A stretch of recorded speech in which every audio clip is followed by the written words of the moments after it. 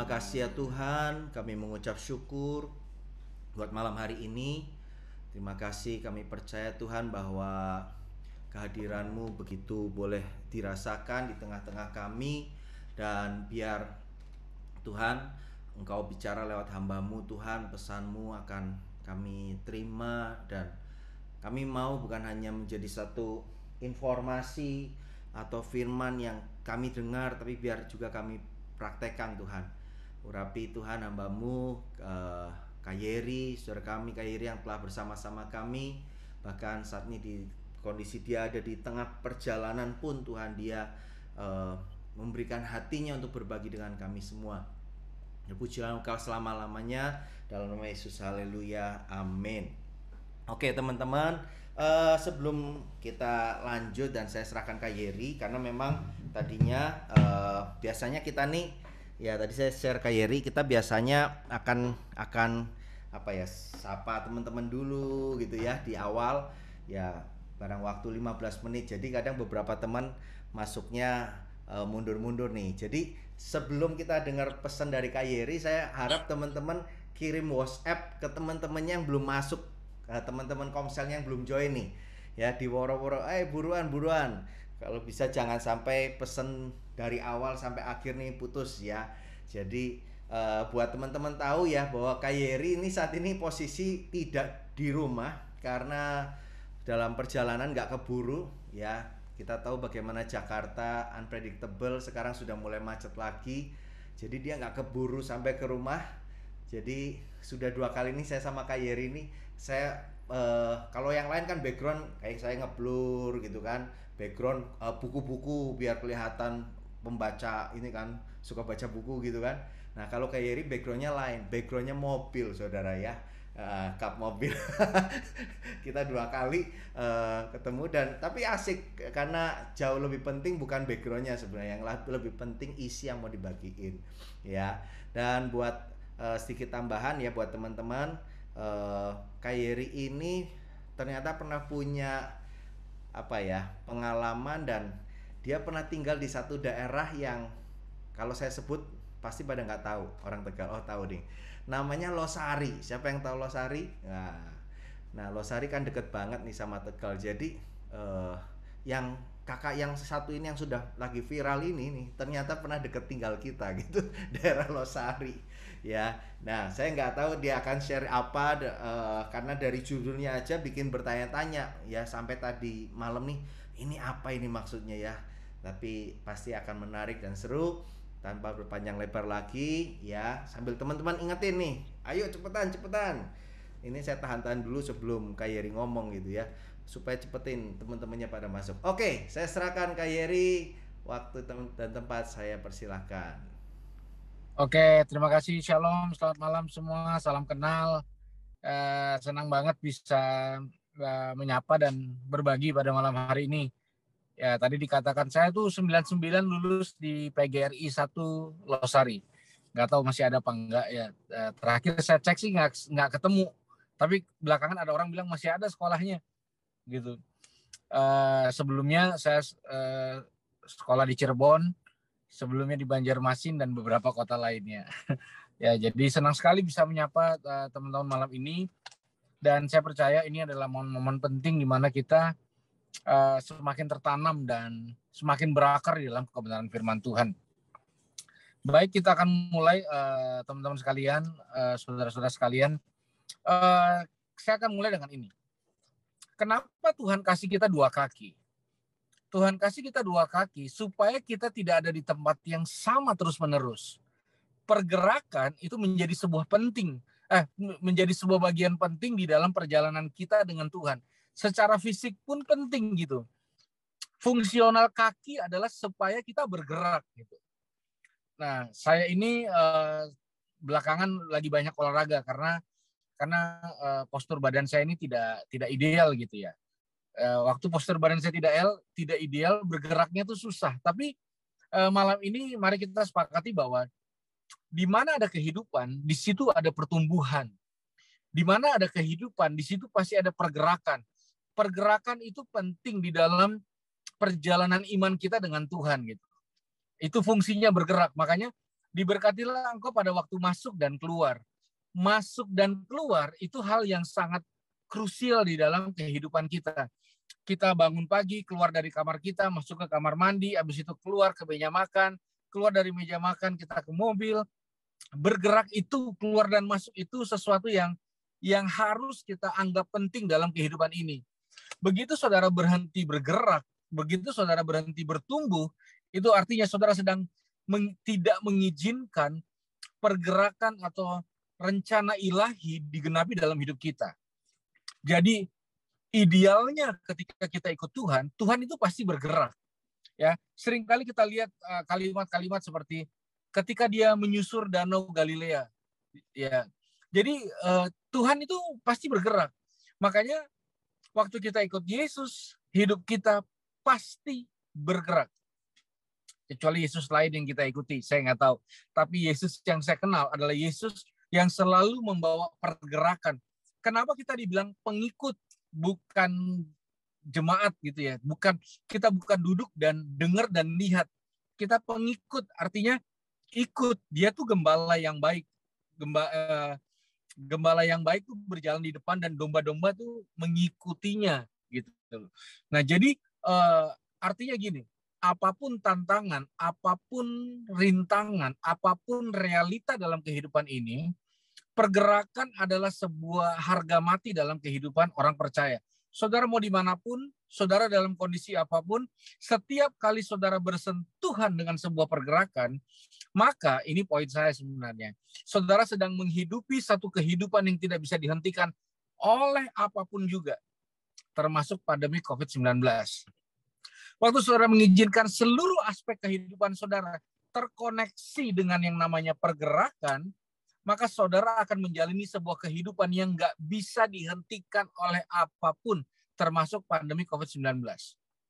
Kapan pergerakan dimulai? Ketika Alkitab berkata, pada mulanya Tuhan menciptakan langit dan bumi. Kata pada mulanya itu adalah awal sebuah pergerakan. Sampai kapan? Sampai sekarang. Kenapa kita masih bernafas? Kenapa kita masih bisa hidup hari ini? Supaya ada dalam pergerakan itu. Di Yohanes pun dikatakan, pada mulanya adalah firman. Firman itu bersama-sama dengan Allah dan firman itu adalah Allah sendiri. Artinya di depan mata ada pergerakan. Bukan cuma pelayanan ya.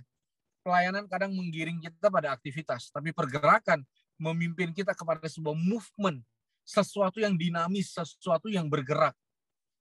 Nah, saudara, ketika orang berjalan dalam sebuah pergerakan, kadang-kadang dia mengalami yang namanya perhentian. Nah, kalau kita buka mata hari-hari ini, begitu banyak hal diizinkan Tuhan berhenti. Kenapa saya bilang diizinkan Tuhan? Kalau tidak diizinkan Tuhan, tidak mungkin terjadi. Sekolah, kampus, pelayanan, bisnis, usaha, kantor, orang menikah. Saudara, hari-hari ini ada kekuatan yang saya katakan absolut datang dari Tuhan, menghentikan begitu banyak hal yang rutin dilakukan anak-anak Tuhan sebelum pandemik. Saudara mau nengking kayak apa, saudara mau usir kayak apa, saudara mau lakukan tindakan apa untuk menggeser hal yang berhenti, jujur sulit sekali. Ya orang yang mau menikah tiba-tiba PPKM-nya diperpanjang, sulit sekali. Saudara mau ngakalin pakai akses, saudara punya kenalan pejabat, saudara punya apapun, bahkan sekarang untuk mendapatkan oksigen pun, vitamin dan obat-obatan itu sulit. 2,5 bulan lalu saya positif COVID.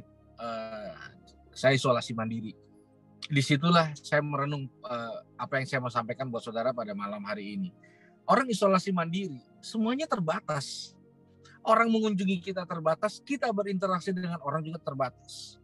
Disitulah saya sadar bahwa saudara punya uang banyak pun waktu itu ya, nggak ada oksigen. Rumah sakit itu penuh. Bahkan saya terpapar COVID karena saya nolong saudara istri saya yang meninggal di rumah karena COVID dan membutuhkan tempat kremasi. Dan akhirnya dalam rangka mencari sana sini saya terpapar. Itu, dan saya sadari bahwa nggak ada yang bisa kita lakukan kecuali duduk manis, diam, tunggu, dan berdoa seperti yang banyak terjadi hari-hari ini. Oke, saya mengajak kita lihat satu bagian firman Tuhan. Semua buka dengan saya dalam kitab Kejadian 2 ayat 2 sampai 3. Ya, Kejadian 2 ayat 2 sampai 3. Oke. Mari buka dengan saya. Saya berharap saudara bisa melihat di Alkitab di handphone saudara atau ada di sini. Oke. Kejadian 2, lalu kita lihat ayat yang kedua dan ayat yang ketiga. Oke, saya akan bacakan buat saudara. Lihat baik-baik di layar saudara. Ketika Allah pada hari ke-7 telah menyelesaikan pekerjaan yang dibuatnya itu, berhentilah ia pada hari ke-7 dari segala pekerjaan yang telah dibuatnya itu. Saudara lihat baik-baik. Tuhan pun punya pekerjaan. Dan di dalam pekerjaan Tuhan, saya tidak berbicara pekerjaan di luar Tuhan. Pekerjaan di dalam Tuhan pun pada hari ke-7 berhenti. Nah, makanya saya bilang dari awal, kalau Tuhan yang menghentikan, nggak ada orang bisa melanjutkan. Jadi ada pekerjaan-pekerjaan Tuhan yang berhenti. Ada nggak? Kapan? Pas hari ke-7. Jadi dia tidak melanjutkan pekerjaannya. Hari 1, hari 2, hari 3, hari 4, hari 5, hari 6, hari ke-7. Nah, kita kan sering berdoa, Tuhan, pakai saya untuk melakukan pekerjaan-Mu di muka bumi ini. Nah, dia menghentikan, berhenti. Kita berkata, berhentilah ia. Ia, huruf besar, yang memutuskan berhenti. Jadi, memang ada pekerjaan-pekerjaan yang di dalam kedaulatan Tuhan diizinkan berhenti.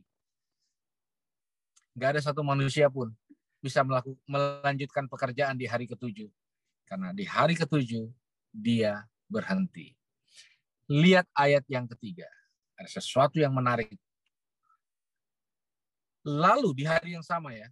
Lalu Allah memberkati hari ke-7 itu dan menguduskannya, karena pada hari itulah ia berhenti dari segala pekerjaan penciptaan yang telah dibuatnya itu. Buka mata, pelototin ayat 3. Saudara, ada, nih perhatian baik-baik, fokus baik-baik, fokus konsentrasi baik-baik. Ternyata ada yang dia lakukan pekerjaan di hari ke-7.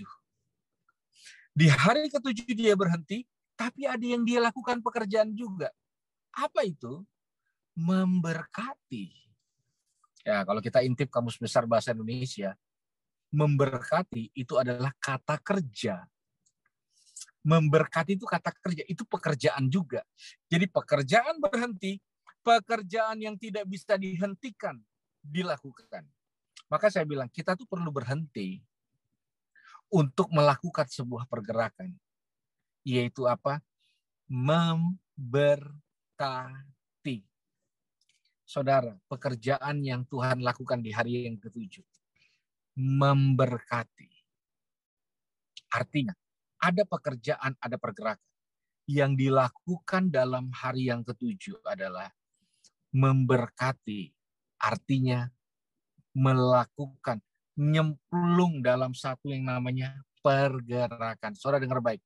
Memberkati adalah pekerjaan yang tidak bisa dihentikan oleh apapun.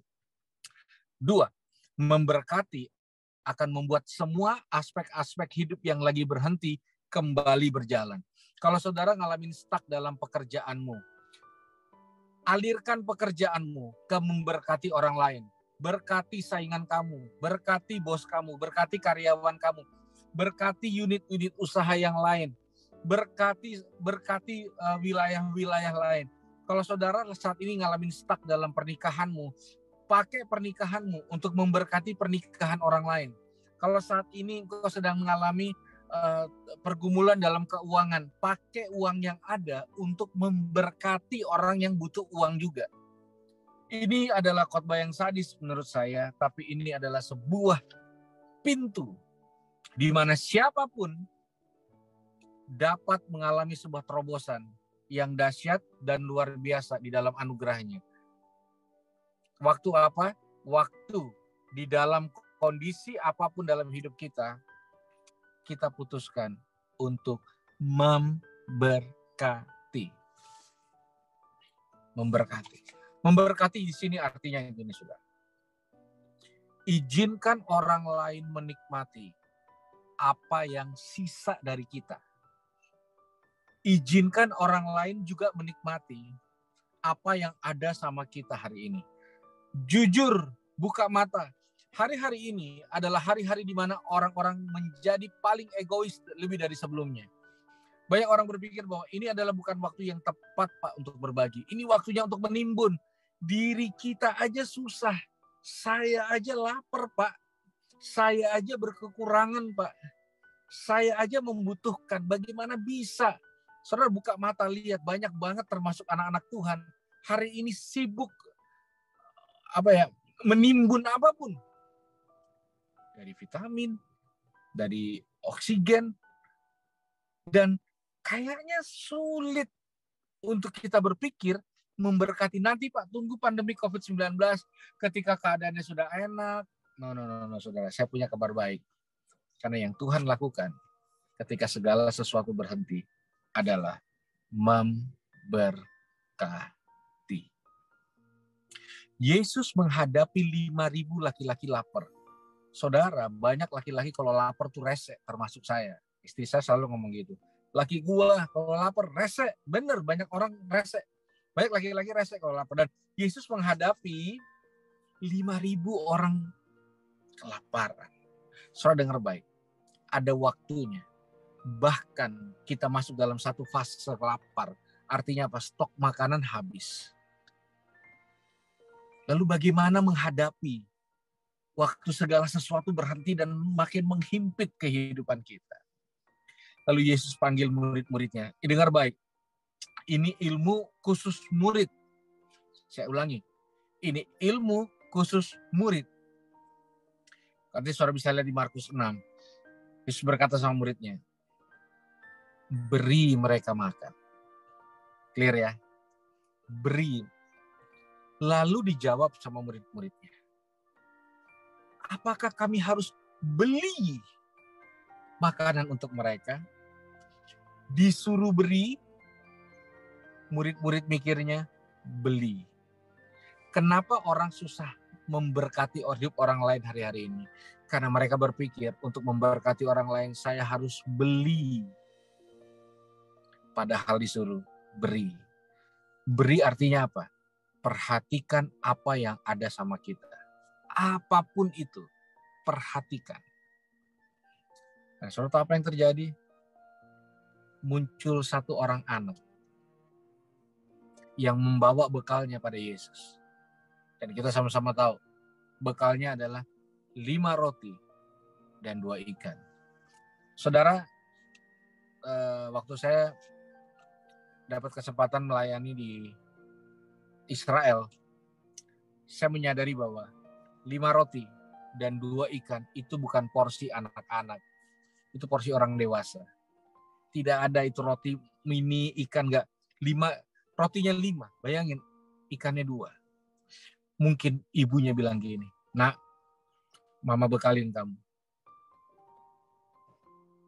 Begitu kamu lihat ada yang tidak bawa makanan, kasih bekal kamu. Muncullah anak itu, membawa 5 roti dan 2 ikan ke tangan Yesus. Lalu apa yang Yesus lakukan? Dia menengadah ke langit dan dia memblessing. Dan kita sama-sama tahu, semua makan kenyang, sisa 12 bakul. Saudara dengar baik, lihat mata saya baik-baik. Ini bukan hipnotis. Mujizat selalu berhubungan dengan orang banyak. Jangan pernah berpikir mujizat hanya terjadi untuk dirimu, keluargamu, perasaanmu, keluargamu, komunitasmu. Mujizat selalu berhubungan dengan orang banyak. Itu sebabnya ketika semua berhenti, masuklah dalam sebuah pergerakan yang tidak bisa dihentikan oleh apapun. Namanya blessing. blessing. Kalau saudara bingung mau memberkati siapa, buka nama-nama yang ada di ibadah malam hari ini. Ada 64 orang yang join, berkati di antara mereka. Kirim makanan, kirim sesuatu, berkati sesuatu. Ya, makanya kalau saudara ada dari antara saudara malam hari ini, engkau punya masalah dalam keuangan, dalam usaha, ya ini bukan sulap, bukan sihir. Saudara, di perjanjian lama ada cerita tentang seorang janda di Sarfat yang sangat miskin dan menderita. Dia hanya punya sedikit tepung dan sedikit minyak, hanya untuk bertahan nggak lebih dari seminggu. Lalu datanglah pertolongan Tuhan melalui seorang nabi. Nah, saudara tahu apa yang nabi itu lakukan? Nabi itu minta, nabi itu ngajar, tega. Nabi itu ngajar, kalau mau tempayannya terus ada, berilah.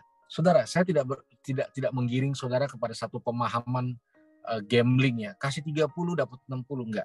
Kenapa? Dengar baik. Waktu saudara memberi, hatimu berubah. Dan ketika hatimu berubah, engkau akan dipercayakan kepercayaan ilahi yang dahsyat dan luar biasa. Kenapa di hari ke-7 cuma Tuhan yang memberkati? Karena waktu itu belum ada orang yang memberkati. Ini perhatian baik-baik. Satu tokoh di dalam Alkitab Perjanjian Baru bernama Sakeus. Sakeus adalah orang yang sangat kaya dan sangat terkenal dan juga dibenci, saudara.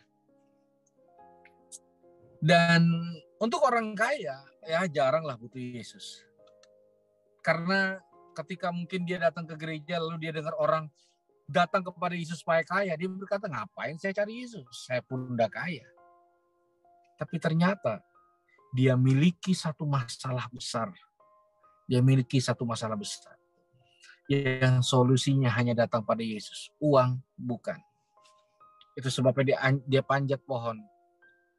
Ya, dia panjat pohon dan akhirnya Yesus menghampiri dia. Dan Yesus menumpang makan di rumah dia. Saudara dengar baik. Sakeus butuh Yesus supaya apa? Bukan supaya kaya dan diberkati. Sakeus butuh Yesus supaya apa? Tadinya tukang rampas, tukang ambil, tukang egois, tukang tamak, tukang rakus. Jadinya tukang memberi, jadinya tukang murah hati. Orang butuh Tuhan. Kebutuhan utamanya adalah apa? Hatinya berubah. Dengar baik. Yang bertahan hari-hari ini adalah orang yang memiliki mentalitas seperti ini, saudara. Ketika dia butuh mujizat, dia jadi mujizat untuk orang lain. Ketika dia butuh pertolongan, dia jadi pertolongan itu sendiri untuk orang lain. Ketika dia butuh jawaban doa, dia menjadikan dirinya jawaban doa itu sendiri untuk orang lain.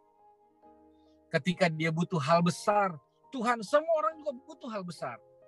Tapi hanya orang yang tinggal dalam kedalaman Tuhan, dia menjadikan dirinya hal besar itu sendiri untuk orang lain. Ini bukan mengenai punya apa dan tidak punya apa. Ini bukan mengenai mengalami apa dan tidak mengalami apa. Ini mengalami sebuah kapasitas hati yang berubah. Ini mengenai kualitas dari integritas ilahi yang menyatu di dalam karakter kita. Saya melayani begitu banyak orang yang hari-hari ini mau bunuh diri karena usahanya hampir bangkrut. Saya saksikan satu. Nanti saudara bisa cari di Instagram. Kalau saudara buka, Kopi Sang Pejuang. Itu kawan saya. Udah mau bunuh diri. Mobilnya udah nggak ada. Kos-kosannya udah nggak ada. Usaha terakhirnya dia pakai untuk ini kopi dan dia tidur di meja jualannya tiap hari. Lalu dia tanya, gimana nih? Mungkin waktu dia tanya saya, dia berharap saya kasih uang. Terus saya berkata, maaf, emas dan perak tidak ada padaku. Saya tanya, apa yang sisa? Sisa sedikit uang dan sedikit stok untuk jualan. Saya bilang gini, sisihkan uang itu untuk memberkati orang lain. boleh nggak orang lain menikmati? Dia geleng-geleng kepala. Udah susah masih diminta juga. Saya bilang terserah. Saya tahu di hari ke-7 pekerjaan selesai, memberkati tidak pernah selesai. Lalu dia ikuti. Dan dia mulai jualan. Dia mulai bagi makanan. Ya cuma bertahan berapa hari, saudara. Tapi waktu hari kedua, ada seorang wartawan lewat dan meliput kegiatan itu.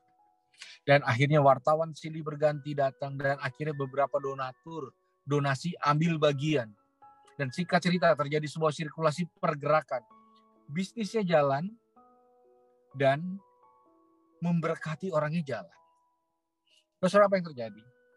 Minggu lalu, saya menerima penghargaan dari Kementerian Dalam Negeri Pak Tito sebagai salah satu usaha kawan saya, mewakili usaha kawan saya ini, menerima penghargaan sebagai masyarakat yang berkontribusi di dalam sebuah masalah. Soal dengar baik, jadilah mujizat, jangan cuma gila mujizat hari-hari ini. Jadilah mujizat. Jadilah mujizat, artinya bergeraklah, dan bergeraklah. Jangan tunggu apa yang tidak ada sama kita. Perhatikan, saudara, pergerakan dimulai dari satu. Perhatikan apa yang ada sama kita. Kedua, izinkanlah orang lain menikmati juga. Saudara, saya tutup dengan satu kesaksian. Satu kali saya dulu diajarin kalau pengen sesuatu tuh beriman. Nah, dulu saya pengen satu handphone Android baru. Zaman dulu Android baru. Jadi dulu majalah ada iklannya, saya robek, saya tempel di kamar, tiap hari saya doain. Nggak terjadi apa-apa. Satu kali saya pelayanan dari dari Lebak Bulus ke Pondok Indah, kehabisan ongkos. Terus saya jalan kaki. Malam-malam, sendirian, ambil merenung, beginilah nasib orang pelayanan. Lapar, ngemas ongkos, sambil jalan setendang-tendang batu, tiba-tiba tertendang satu benda. Yang begitu saya angkat ternyata nyala. Dan itu adalah handphone yang sama seperti yang saya doakan. Lalu saya lihat ke langit dan berkata, Tuhan begitu cepat Engkau menjawab. Memang benar Tuhan menetapkan langkah orang benar. Wah, saya suka cita banget bahwa ada orang yang sengaja ketinggalan handphone. Saya jadi punya handphone. Saya akan kesaksian minggu depan. Tiba-tiba dalam hati saya seperti ada yang bersuara. Jangan ingin memiliki milik sesamamu. Sungguh dah gulana. Dan berapa menit ke depan sangat tidak enak perasaan saya. Mujizat buat kamu, musibah buat orang. Mana ada mujizat model kayak gitu? Ya juga ya. Terus saya cari yang punya, saya telepon. Dengan nada kesel, saya berkata, Pak cepat kemari, saya dapat handphone Bapak. Lalu dia datang, dengan cemberut juga, saya kembalikan handphonenya. Mau dikasih duit, saya bilang, udah pergi Pak. Saya kesel. Kenapa cuma numpang lewat doang handphone yang ada? Saya pikir saya akan kesaksian. Dia, nanti dicukupin. Ternyata sampai hari ini saya tidak dapat handphone kayak gitu. Lalu saya ngerti satu hal. Saya tidak mengalami mujizat handphone sampai hari ini. Tapi saya jadi mujizat handphone itu sendiri untuk orang lain. Please, kejarlah kapasitas seperti itu dalam anugerah Tuhan. Jangan cengeng, jangan manja. Biarlah roh kita menyala-nyala. Jadilah mujizat. Mungkin ada beberapa hal berhenti supaya engkau bergerak. Mungkin usahamu berhenti, mungkin pelayananmu berhenti, mungkin beberapa momen berhenti. Itu tujuannya, supaya kamu bergerak dalam sebuah pergerakan, memberkati hal-hal yang di luar hidup kamu. Dan saya percaya saudara adalah orang-orang yang dahsyat dan luar biasa. Amin. Mari kita tundukkan kepala dan berdoa. Tuhan, terima kasih, kami bersyukur buat anugerah-Mu. Malam ini kami butuh anugerah. Sehingga kami tidak hanya mengejar mujizat, tapi kami menjadi mujizat untuk orang lain. Supaya kami tidak mengejar jawaban doa, tapi kami menjadi jawaban doa itu sendiri untuk orang lain. Supaya kami tidak hanya mengejar hal besar, Jadikanlah kami hal besar itu sendiri untuk orang lain. Berkati dimanapun kami berada. Kami tahu ini bukan hal yang mudah, tapi kami tahu bagaimana cara mengatasi hal yang mudah, yang tidak mudah ini, dengan menjadikan hidup kami berkat dan pertolongan untuk orang lain. Berkati semua kami menyerahkan hidup kami ke dalam tangan-Mu. Dalam nama Yesus kami berdoa dan mengucap syukur. Haleluya. Mari sama-sama kita katakan. Amin. Tuhan berkati. Amin. Thank you Pastor Yeri, keren banget khotbahnya ya.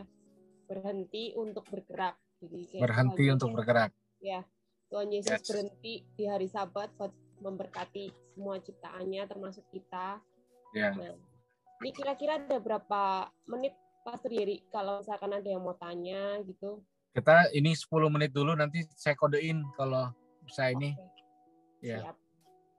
Jadi tadi keseluruhannya ya kesimpulannya kita dimulai dari kita ya untuk bisa jadi mujizat buat orang lain. Perhatikan ya, pergerakan itu dimulai dari perhatikan apa yang ada dari diri kita dan mulai bergerak. Betul. Ya kan Ciwidi? Ya, thank you. Keren banget Kak Yeri, firman Tuhannya simple tapi benar-benar mengena dan amazed banget lah, pokoknya keren. Siapa yang setuju mungkin bisa kasih virtual applause. Ya, gue ada yang kasih love tuh, lihat Kak Yeri luar biasa, semua diberkati buat malam hari ini. Semuanya diberkati untuk memberkati. Ya, keren banget. Kak Yeri punya tadi bilang ada waktu 10 menit untuk kita bisa kasih bisa tanya, bisa bertanya tentang mungkin nggak hanya tema saat ini, mungkin ada yang penasaran dengan kesaksian atau kehidupannya Kak Yeri. Saya tahu Kak Yeri lagi capek banget nih, ini berhenti di tengah jalan teman-teman, keren banget ya. Jadi kalian yang mau tanya bisa open mic atau misal bisa kasih chat tulis di chat ya. Mungkin misalnya ini masih malu-malu buat mancing. Nah, Pastor Yeri, kalau misalkan nih tadi kan di akhir bilang ya jangan pelit, jangan pikir gitu kan, kayak Sakeus gitu kan, dia memberanikan diri buat bagi memberkati. Nah mungkin gimana caranya nih buat ngatasin mental pelit atau pikir padahal kita lagi kekurangan nih dari diri kita, ya kan? Nah itu gimana caranya Pastor Yeri? Ya, sederhananya adalah mulailah dari perkara kecil. Jangan melebihi kemampuan kita, gitu. Ya, jadi sederhana aja, apa aja.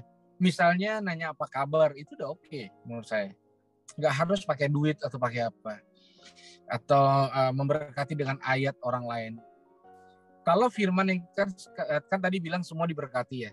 Tapi kalau semua firman yang didengar hanya untuk diri sendiri, maka itu nggak akan jadi blessing yang berkesinambungan.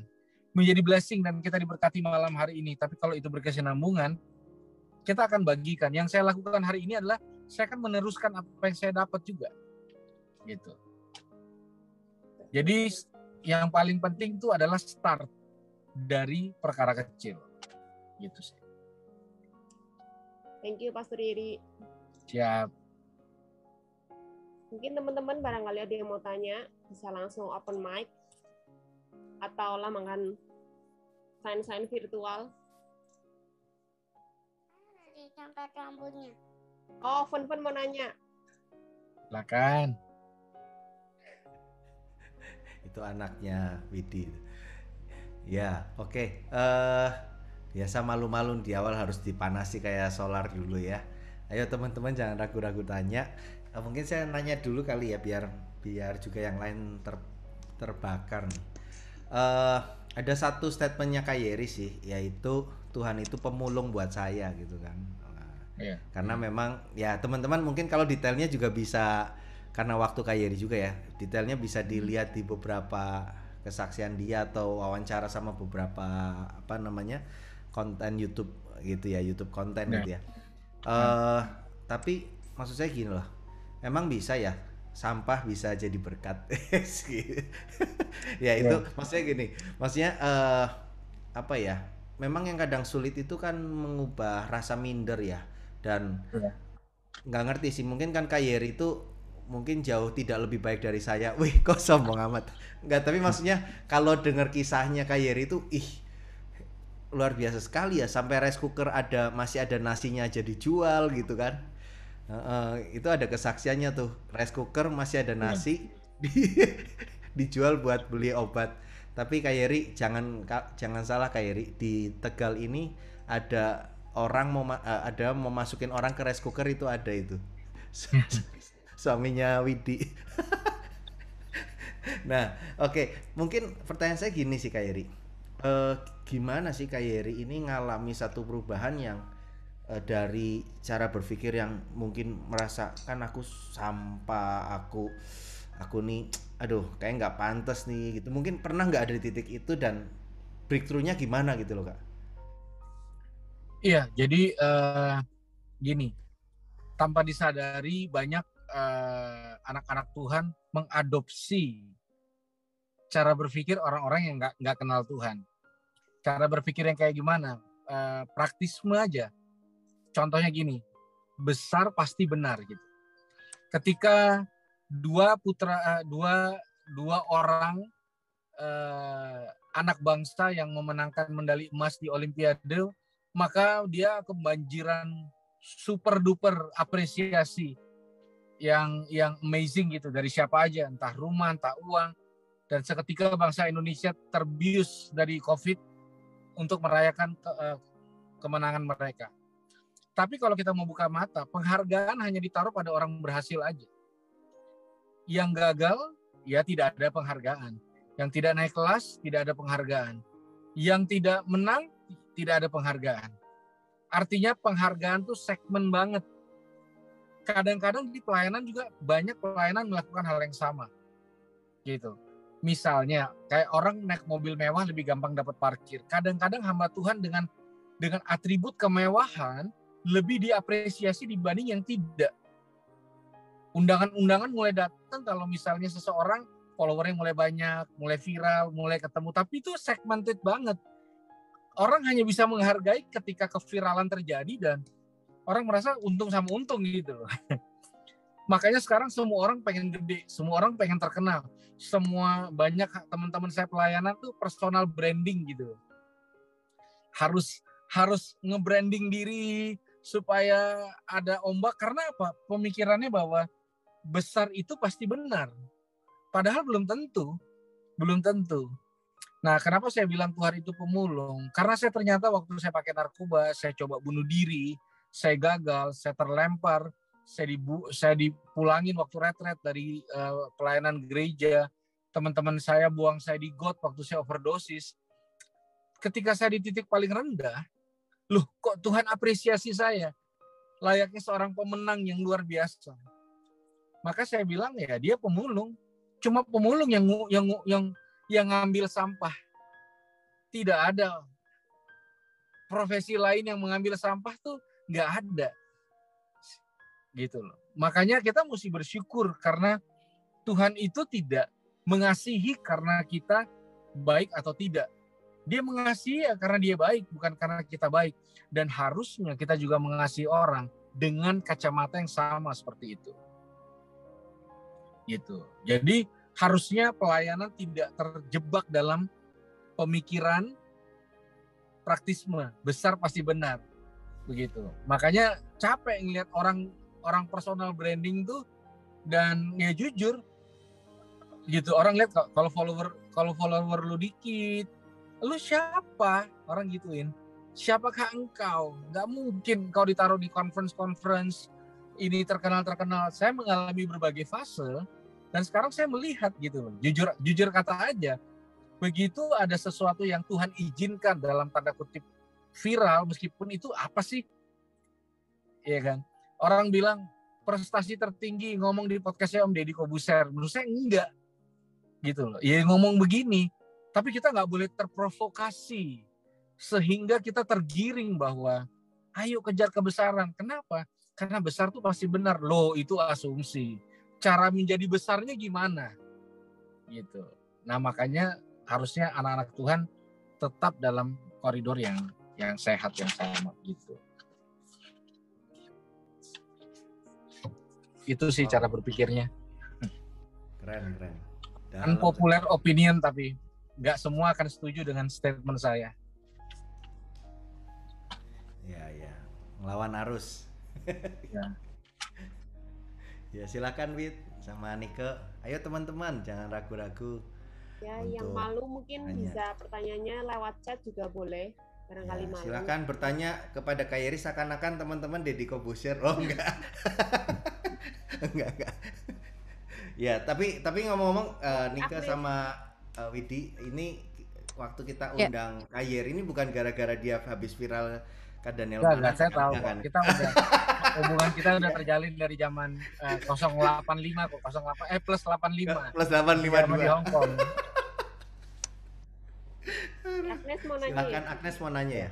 Iya, Shalom Kak Yeri mau nanya dikit, tapi mungkin memang bukan kaitan sama tema malam ini ya.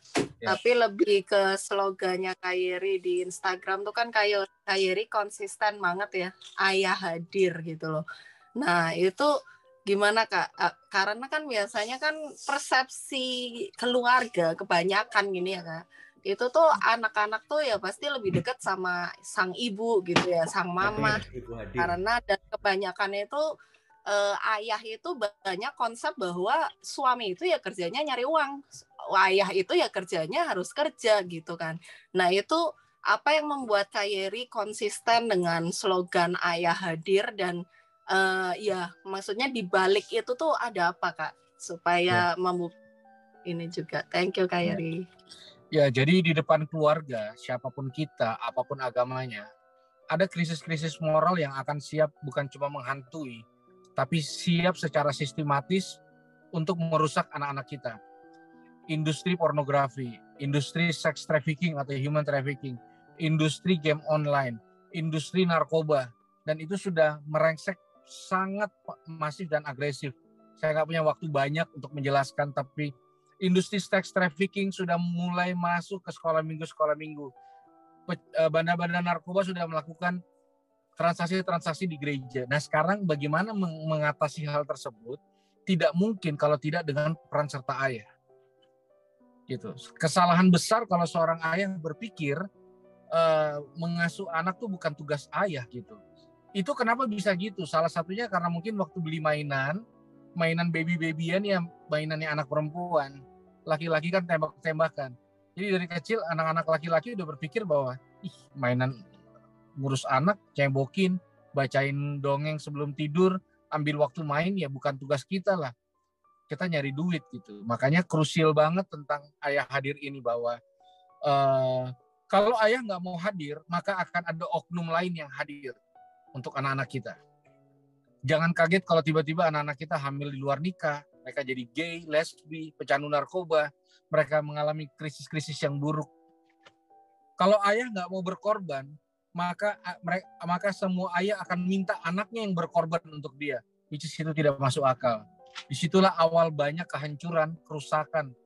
Kalau ayah tidak mau hadir dan bertanggung jawab, maka akan menciptakan monster-monster di kemudian hari, predator-predator di kemudian hari. Makanya edukasi saya kepada calon ayah, kalau mau menikah tapi tidak mau mengasuh anak, menganggap itu tidak penting, mending gak usah nikah sekalian. Karena itu akan memperburuk keadaan yang ada. Itu sih mungkin singkatnya begitu sih. Ayo, jangan sampai nanti ada kaos tulisannya Ibu Hadir ya. Karena sekarang nggak usah pakai kaos Ibu Hadir, udah Ibu Hadir di mana-mana nih. Aduh. Iya. Silakan Nike, Widi, sambil kita pantau masih punya berapa. Kayaknya saya kurang aman nih. Saya mesti pindahin mobil soalnya. Ya. Waktu ini saya mesti Ya, silakan. Mohon maaf.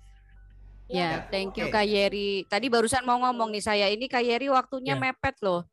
Dan kesempatan buat ketemu Kak Yeri aja tadi saya jujur pas pertama kali tadi ketemu tuh wah ya happy banget ya, karena sudah lama juga follow IG-nya, terus penasaran. Saya searching di YouTube sambil nangis-nangis ngelihat videonya Kak Yeri kasih cincin pernikahan yang dijual buat beli narkoba itu ya, sama kakaknya kalau nggak salah ya Kak Yeri ya. Ya, betul. Jadi thank you banget buat malam hari ini, sungguh-sungguh luar biasa. Saya percaya banyak diberkati. Tadi Kak Yeri juga bilang, yang diberkati malam hari ini jangan stop diberkati untuk diri kita sendiri, jangan egois. Jadi kita mau berbagi ya, berhenti untuk bergerak. Betul. Ya. Thank you banget Kak, temanya luar biasa, firmannya luar biasa. Bakal dapetin banyak berkat nih. Thank you Kak Daniel, Kak Daniel, Pastor Daniel mau bicara? Kita doain dulu kali ya buat Kak Yeri, dan kalau boleh dikasih kesempatan foto sebentar ya Kak, terus Kak Yeri langsung cabut ya. Masih bisa nggak? Polisi belum lewat kan ya? Ayo doa sebentar ya. Tuhan, terima kasih buat hamba-Mu Tuhan. Kami bersyukur bahwa kami punya kesempatan malam ini, kami dapat mutiara kebenaran firman-Mu kembali lewat hamba-Mu.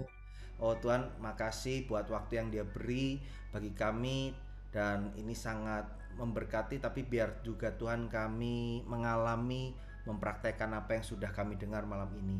Berkati hamba-Mu, perjalanan sebentar juga menuju tempat selanjutnya, untuk pelayanan berikutnya atau apapun sampai ke rumah, Tuhan sertai dengan kuasa darah-Mu. Terima kasih Tuhan, dan kami lanjutkan fellowship kami. Haleluya, amin.